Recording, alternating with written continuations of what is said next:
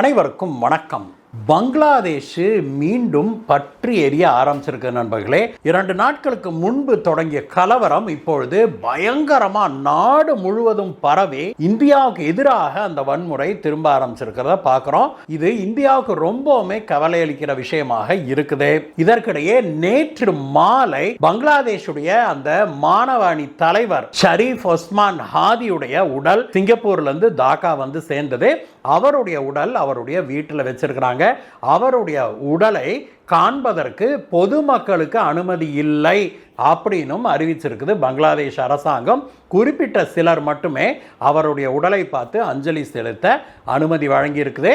இதற்கிடையே பங்களாதேஷ் முழுவதும் இந்த ஷரீஃப் ஒஸ்மான் ஹாதியை கொன்னது இந்திய ஆட்கள் தான். இந்த ஹாதியை துப்பாக்கியால சுட்டு கொன்னுட்டு அந்த இருவரும் இந்தியாவுக்கு எல்லை தாண்டி தப்பிச்சு ஓடிட்டாங்க அப்படிங்கிற வதந்தி தீ போல பரவி இந்திய சொத்துக்களையும் இந்திய தூதரகத்தில் பணியாற்றுகிறவர்களையும் டார்கெட் பண்ணி பயங்கரமாக இப்பொழுது கலவரம் வெடிச்சிருக்குது. நேற்று இரவு முழுவதும் பங்களாதேஷில் பல கட்டிடங்கள், முக்கியமான இடங்கள் தீக்கிரையாக்கப்பட்டிருக்குது.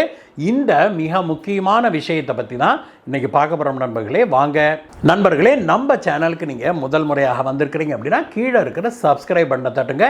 பக்கத்திலே இருக்கிற பெல் ஐக்கனை தட்டி ஆளுங்கிற ஆப்ஷனை கிளிக் பண்ணிங்கன்னா நாம் போடுகிற வீடியோக்கள் எல்லாம் உங்களை வந்து சேரும். வாங்க நண்பர்களே, வீடியோவுக்கு போகலாம்.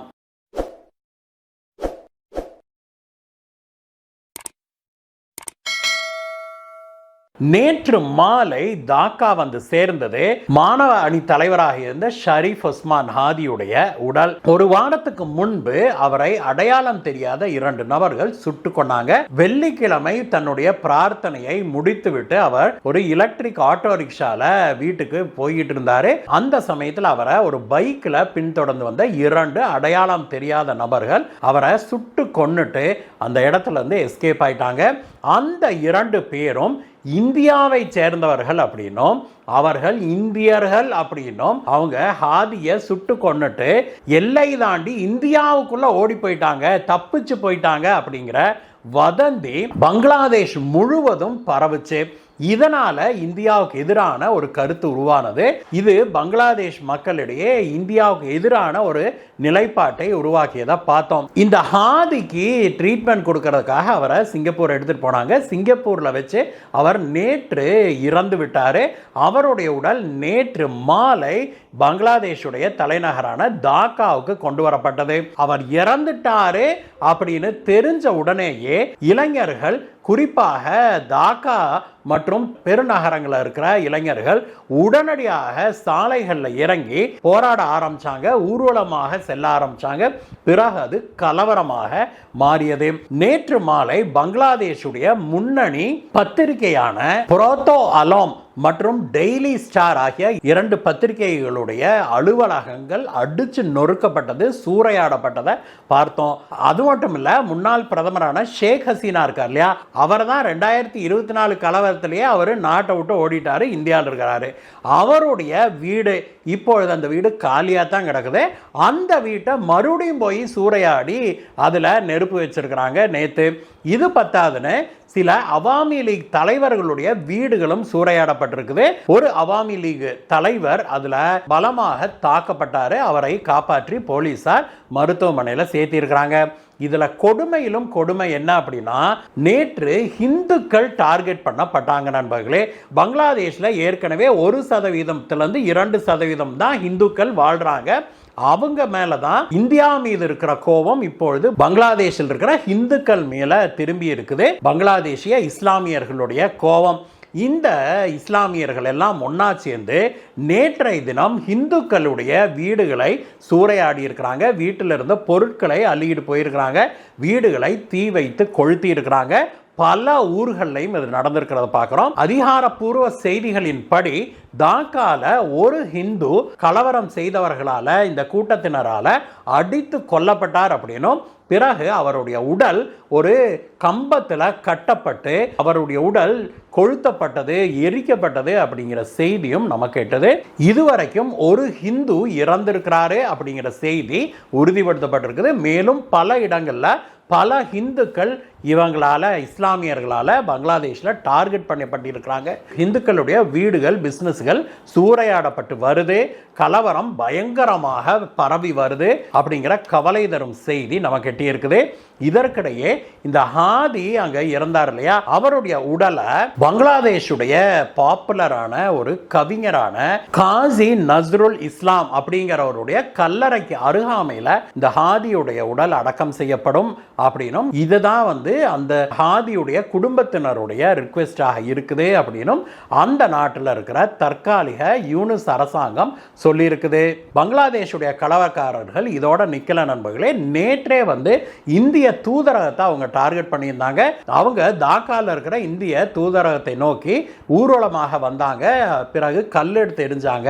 ஒரு வழியாக அவர்களை தடுத்து நிறுத்தியது பங்களாதேஷ் போலீஸ். இதோட நிற்காம நேற்று இரவு சுமார் 2 மணி அளவில் பங்களாதேஷுக்கான இந்திய தூதர் இருக்கார் இல்லையா, அவருடைய வீட்டு மேல கல் எடுத்து எரிஞ்சிருக்கிறாங்க. பிறகு போலீஸ் அங்க அவங்கள அந்த கலவரக்காரர்களை அடித்து துரத்தி இருக்கிறாங்க.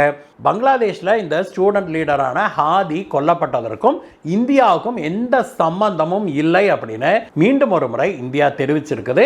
பங்களாதேஷில் இந்த கலவரங்கள் இந்திய சொத்துக்களின் மீது டார்கெட் பண்ணுறதை மனதில் கொண்டு இந்தியா 2 முக்கியமான இடங்களில் விசா கொடுப்பதை தற்காலிகமாக நீங்கள் நிறுத்தி வைக்கிறோம் அப்படின்னு சொல்லி அவங்க அறிவிச்சிருக்கிறாங்க. பங்களாதேஷில் இருக்கிறவங்க ஆயிரக்கணக்கானோர் தினசரி இந்தியாவுக்கு வந்துட்டு போறதை வழக்கமாக வச்சிருக்கிறாங்க. அவங்களுக்கெல்லாம் இப்பொழுது ஒரு செக் வைத்ததை போல இந்தியா நாங்கள் உள்ள விட மாட்டோம் அப்படின்னு இப்பொழுது சொல்ல ஆரம்பிச்சிருக்கிறாங்க.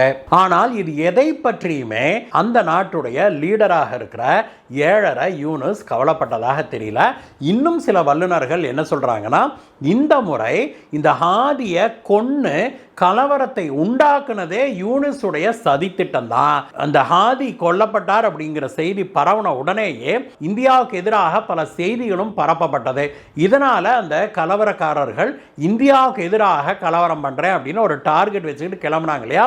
இந்த கலவரம் அவ்வளவு எளிதில் ஓயப்போவதில்லை அப்படின்னும், இதை காரணமா வச்சுக்கிட்டு யூனிஸ் பங்களாதேஷுடைய தேர்தல்களை தள்ளி போடலாங்கிற ஒரு பிளானை போட்டிருக்கிறாரு அப்படிங்கிற செய்தியும் நம் காதுகளுக்கு எட்டுது. பிப்ரவரி மாதம் பங்களாதேஷில் தேர்தல் நடத்துவதாக அறிவிச்சிருக்கிறாங்க நண்பர்களே.